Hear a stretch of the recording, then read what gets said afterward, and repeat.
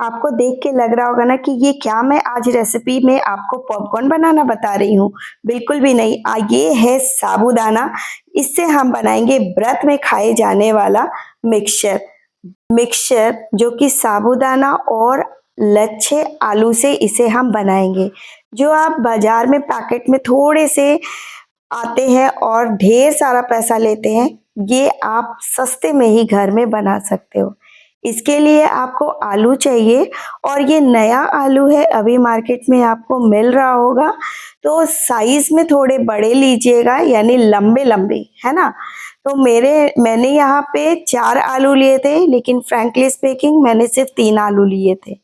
अब आलू छीलने के बाद आपको यहाँ पे ये देखो इस तरह से लंबाई है ना, तो ये छोटा साइज है। तो आपको यहाँ पे जो लच्छे चाहिए बड़े वाले चाहिए, तो आप यहाँ से ग्रेट करना, है ना। छोटे वाले से करेंगे तो छोटे लच्छे निकलेंगे और लंबाई में करेंगे तो लंबे लच्छे निकलेंगे।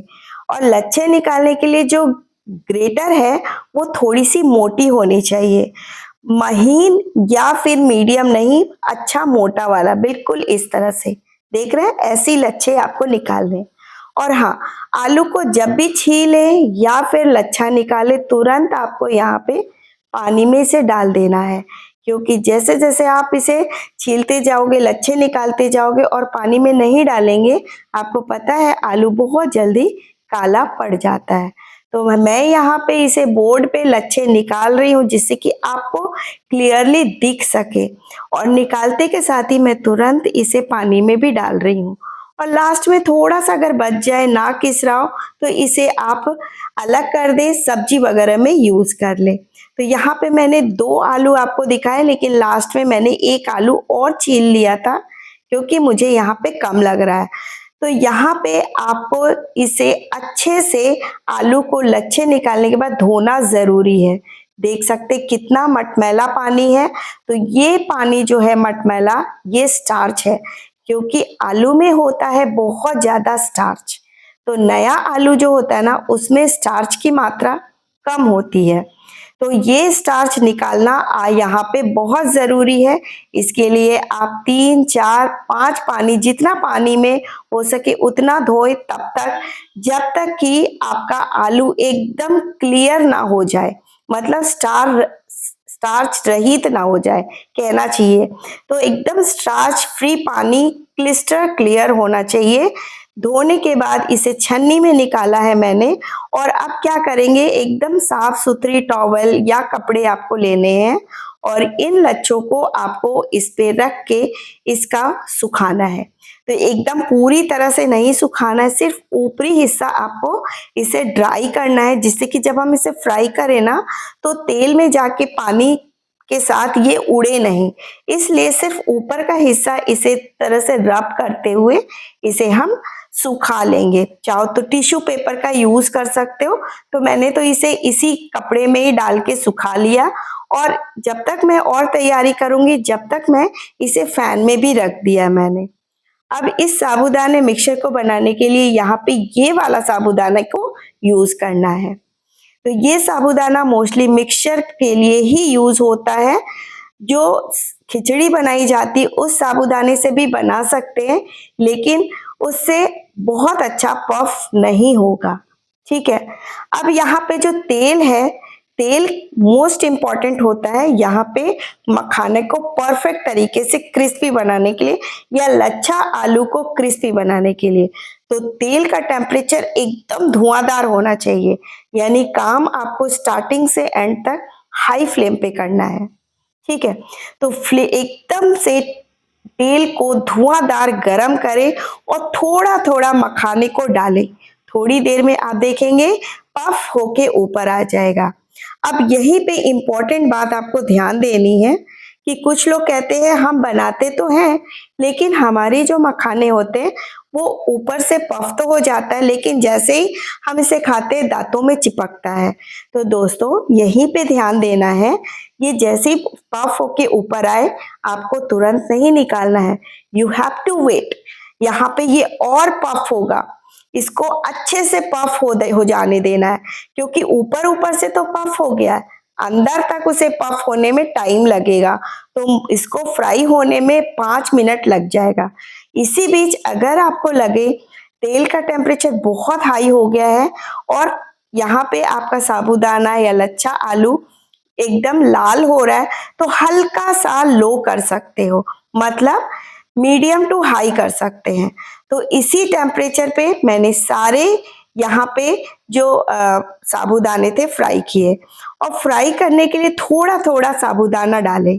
इकट्ठे डाल देंगे तो भाई उसे पफ होने में थोड़ा तो जगह छोड़ोगे ना आप, इकट्ठे भीड़ लगा देंगे तो पफ बेचारा कैसे होगा, है ना।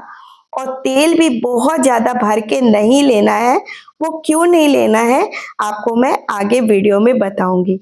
रेसिपी अगर अच्छी लग रही हो तो लाइक कर लीजिएगा, चैनल अभी तक सब्सक्राइब नहीं किया हो तो चैनल को सब्सक्राइब जरूर कीजिएगा।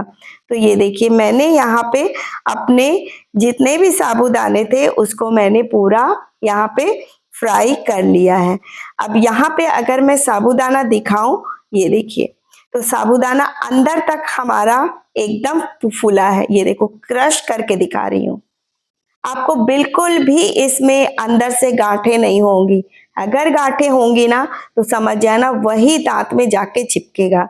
इस तरह से अगर फुलाया है तो आपके मिक्सचर बहुत ही अच्छे बनेंगे। अब लच्छा आलू फ्राई कर लेते हैं, तेल एकदम गरम। अब ये देखिए भाप आया ना जैसे आलू डाला, इसीलिए मैंने कहा था तेल कम लेना है और कढ़ाई हैवी बॉटम का होना चाहिए, क्योंकि जैसे ही आलू डालते हैं ना लच्छे, वो झाग बन के एकदम ऊपर तक आता है। अच्छा, अब लच्छे आलू को कब तक फ्राई करना है, जब जैसे ही डाला एकदम भाप आया, झाग आया, झाग को कंप्लीटली एकदम शांत हो जाने देना है आपको, उसके बाद इसे आपको निकाल लेना है। अगर आपको इन केस लग रहा है कि तेल का टेम्परेचर हल्का सा आपने ठंडा कर लिया है, तो आपको लच्छा डाल के क्रिस्प होने तक अलटते पलटते आपको इसे फ्राई करना होगा। इस स्टेज पे आपको थोड़ा सा टाइम लगेगा, क्योंकि हाई फ्लेम पे जब आप करते हो तो डालते के साथ ही तुरंत हो जाता है, और थोड़ा सा ठंडा अगर कर लेते हैं, कंप्लीटली ठंडा तो बिल्कुल नहीं करना है ना। अब यहाँ पे आपको इसमें मिक्सचर के लिए मैं ले रही हूँ यहाँ पे मूंगफली। तो मूंगफली को मैं इस तरह की छन्नी में डाल के और इसे अच्छे से क्रिस्प होने तक भून लेंगे।